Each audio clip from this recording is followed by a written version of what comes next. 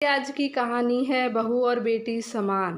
माँ, मैं बहुत थक गई हूँ घर संभालते संभालते। यहाँ मेरी थकान किसी को नज़र नहीं आती। कुछ दिन आराम करना चाहती हूँ। सोच रही हूँ कुछ दिनों के लिए अपने मायके आ जाऊँ। आते हुए अपने बच्चों को भी साथ ले आऊँगी। वे वहीं से स्कूल चले जाएंगे। आखिर एक ही शहर में ससुराल और मायका होने का कुछ तो फ़ायदा मिले। नम्रता ने फ़ोन पर अपनी माँ से कहा। पार्वती जी ने दूसरी तरफ से कहा, हाँ बेटा, जब तेरी इच्छा हो आ जाना। आखिर ये तेरा भी तो घर है। ठीक है माँ, तो मैं कल ही आ जाऊँगी। नम्रता खुश हो बोली। हाँ बेटा, कल आ जाओ, मैं तुम्हारा इंतज़ार करूँगी। अभी मैं फ़ोन रखती हूँ, मुझे मंदिर भी जाना है। कमला जी ने फ़ोन रख दिया और सीधे किचन में गई। किचन में खाना बना रही बहू से बोली, अरे अनुपमा, सुनो, कल तुम्हारी ननद आ रही है। आज बाजार जाकर फल सब्जी और मिठाइयाँ लेकर आना। बेचारी मेरी बेटी ससुराल में नौकरों की तरह काम करती है और उस पर कोई ध्यान ही नहीं देता। यहाँ आएगी, कुछ दिन रहेगी तो उसका मन और तबीयत अच्छे रहेंगे। सास के मुँह से ऐसी बातें सुनकर अनुपमा का चेहरा उतर गया। वह मन ही मन सोचने लगी, काश आपको मेरी भी थकावट नज़र आती। मैं भी दिन रात झाड़ू पोछा, बर्तन, खाना बनाना, मार्केट जाना और वह हर काम करती हूँ जिससे हमारे परिवार वालों को कोई दिक्कत ना हो। काश आप मुझ पर भी ध्यान दे पाती। आपकी बेटी तो जब मन में आता है तब यहाँ आ जाती है, लेकिन मैं साल में एक ही बार अपनी माँ के पास जाती हूँ, तब भी आपको प्रॉब्लम होती है। मैं भी इंसान हूँ, मेरा भी मन है। मुझे भी लगता है अपनी माँ के पास जाकर थोड़ा आराम करूँ, सुख दुख की दो चार बातें करूँ, अपना मन हल्का करूँ। भगवान, अब तुम ही कुछ करो ताकि मेरी सास की आंखें खुलें और उसे भी थकावट नज़र आए। शाम तक भगवान ने जैसे अनुपमा की सुन ली और उसकी ननद का फ़ोन आया। ननद ने अपनी माँ से कहा कि उसकी सास ने उसे मायके आने के लिए मना कर दिया है, इसलिए इस बार वो नहीं आ सकती। पार्वती जी बोली, ऐसे कैसे मना कर दिया? पहले तो कभी वो तुम्हें आने के लिए नहीं रोकती थी, इस बार भला क्या हो गया? लाओ, मेरी बात कराओ, उनसे मैं समझती हूँ। नम्रता ने फ़ोन अपनी सास के पास दिया। पार्वती जी ने कहा, नमस्कार समधन जी, आपसे कुछ कहना था। समधन जी ने कहा, कहिए। दरअसल नम्रता कल त्यौहार है, इसलिए अपने मायके आना चाहती है। अगर आप उसे भेज दे तो अच्छा रहेगा।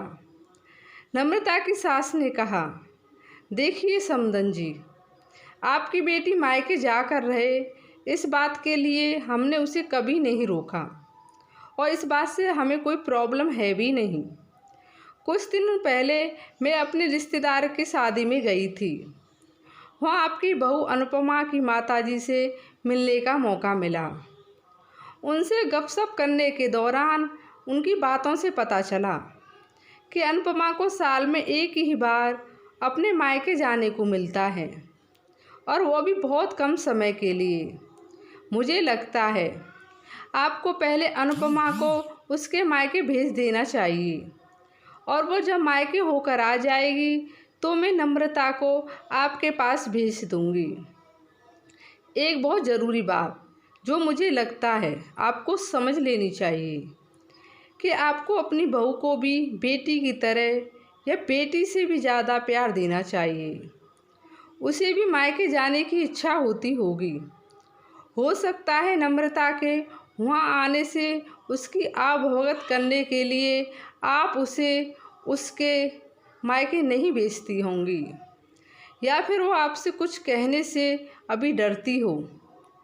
अगर आप उसको घर में ही कैद रखोगी तो एक दिन ऐसा आएगा जब वो आपके खिलाफ़ बोलने लगेगी, फिर वो आपकी सुनेगी भी नहीं और जब चाहे तब अपने मायके जाए। ऐसी परिस्थिति आए इससे अच्छा होगा कि आप ही कुछ बदलाव अमल में लाएं, जिससे आपका रिश्ता और रिश्ते की मिठास खराब ना हो। पार्वती को अपने समधन के हर एक शब्द में सच्चाई नजर आई।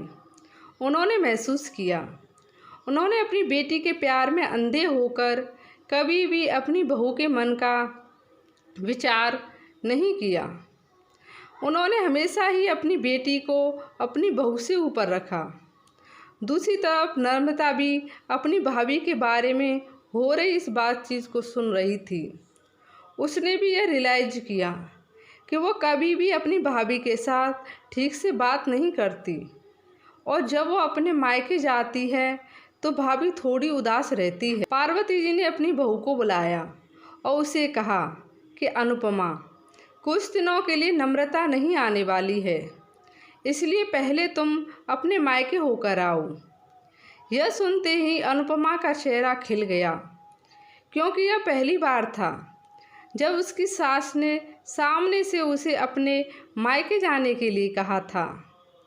अगले दिन अनुपमा अपने मायके गई और इस बार 1-2 दिन नहीं, पूरे हफ्ते भर रहकर आई। अपने माँ बाप से, अपने रिश्तेदारों से मिलकर आई, और जब वो लौट कर आई तो उसका चेहरा खिला हुआ था, उसकी आंखें चमक रही थीं। अनुपमा के आने के बाद नम्रता भी अपने मायके आई, और इस बार वो खुद सामने से अपनी भाभी से खुशी खुशी मिली और अच्छे से बात की। नम्रता ने अपनी माँ से बात करके उन्हें भी अच्छे से समझने में मदद की कि वो कहीं ना कहीं अनुपमा के साथ गलत व्यवहार कर रहे थे। दूसरी तरफ अनुपमा अपने ससुराल वालों के बदले रवैया से बहुत खुश थी। अब वह खुशी खुशी सबका ध्यान रखती और हर काम प्यार से करती। वो ध्यान रखती कि कोई भी ऐसी बात या काम ना करें जिससे घर में तनाव का माहौल पैदा हो। पार्वती जी ने अपनी बहू को खुद ही समय समय पर मायके भेज दिया करती। एक छोटे से बदलाव ने सास, बहू और भाभी ननद के बीच की कड़वाहट को दूर कर दिया और रिश्तों को और भी ज़्यादा मीठा और मजबूत कर दिया। आपको ये कहानी कैसी लगी? लाइक और कमेंट करके ज़रूर बताएं, और चैनल को सब्सक्राइब करना बिल्कुल भी ना भूलें। धन्यवाद।